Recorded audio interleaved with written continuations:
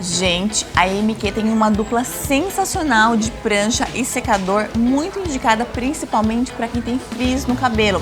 É a linha MQ Milano. Por que essa linha é bacana, Sara? Essa linha é muito bacana porque possui a tecnologia geradora de íons, que dá mais brilho e maciez aos fios, reduzindo o efeito de frizz. Legal. O secador tem quantas temperaturas? Possui 3 temperaturas, mais o botão de ar frio, que é ótimo para o acabamento. Olha, e o cabo dele é super comprido, né? Isso, ele possui cabo de mais de 2 metros de comprimento. Legal. E fala da prancha, a placa dela é diferenciada. A placa dela é em cerâmica, né? Que é mais fácil ao deslizar e protege os fios também. Gente, uma dupla de sucesso, né? E se ficou alguma dúvida sobre essa linha, é só deixar a sua pergunta nos comentários que a Sara fala com você.